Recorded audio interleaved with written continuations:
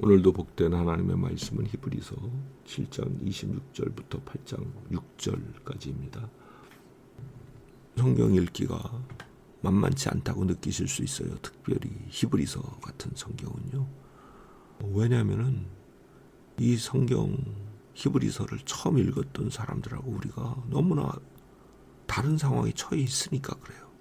이 성경을 처음 읽었던 사람들은 유대인 그리스도인들이라고 했죠. 그들은 아직까지도 성전에서 제사를 드리는 행사에 참여했고요. 아마도 1년에 3번씩 예루살렘에 가서 제사를 드리는 그런 경건한 사람들이 대부분이었을 거예요. 그런데 그들에게 지금 예수 그리스도 그분이 그들의 눈에 보이는 대제사장 그리고 제사장들과는 완전히 차원이 다른 멜기세덱의 계보를 좇은 영원한 제사장이다. 그 이야기를 지금 계속해서 설득하고 있는 거거든요. 우리한테는 이런 설득이 필요 없어요, 사실. 그런데 그들에겐 필요했어요. 그 설득을 하면서 그 논리로 무엇을 드느냐. 땅에 있는 제사장들, 저 사람들은 자기의 죄를 위해서 먼저 희생제사를 드리고 나서 비로소 하나님께 백성의 죄를 대속하기 위한 제사를 드려야 되는 사람들이다. 예수님은 그러실 필요가 없다. 죄가 없으신 분이니까. 그 다음에 저 사람들은 죽지 않느냐. 수시로 제사장들이 바뀌지 않느냐. 그런데 예수 그리스도는 부활하셔서 영원한 제사장의 직분을 받으셨기 때문에 영원히 바뀌지 않는 그런 제사장이시다.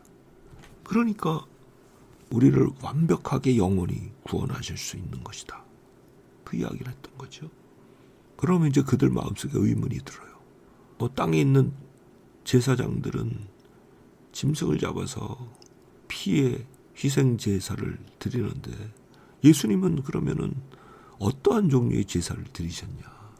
그거에 대해서 히브리서 기자는 그들은 그냥 하늘에 있는 진짜 제사의 그림자, 모형이 되는 제사를 드린 것뿐이다.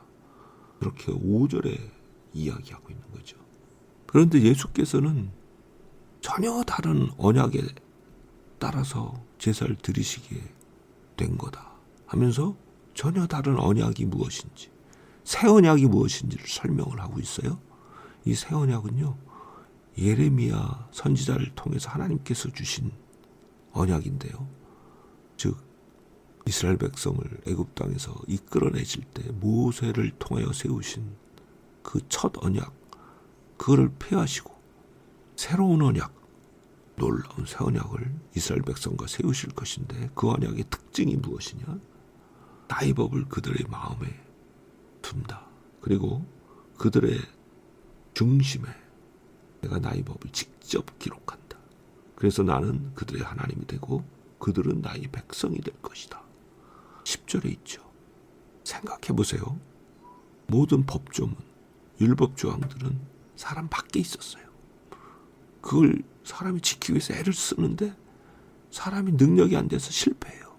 그러나 이번에 하나님께서 주신 새 언약은 얼마나 놀라운지 우리 중심에 하나님이 쓰신대요. 중심이 바뀐다는 거예요. 하나님의 법이 기록이 된 중심이 어떻게 하나님의 법을 어기겠어요? 기록이 되어 있는데.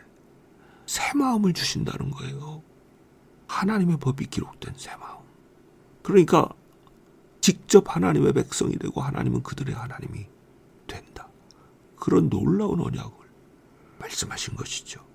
그런 새 언약의 중보자로서 예수께서 하늘 성소에서 섬기시기 때문에 제사를 드리는 그런 제사장들과 전혀 다르다. 그 이야기를 8장에서 하고 있는 것이죠. 그럼 예수께서 무슨 제사를 드리셨느냐? 9장부터 그 이야기를 상세하게 하죠. 자, 이 새 언약의 이야기가 얼마나 놀라운지 모르겠어요. 오늘은 예레미야 31장 33절 말씀을 암송하면서 이런 놀라운 새 언약을 우리에게 주신 주님 그분께 감사하고 그 놀라운 약속의 실현이 우리 속에서 이루어진 것을 경험하는 복된 하루 되기를 간절히 바랍니다. 아멘.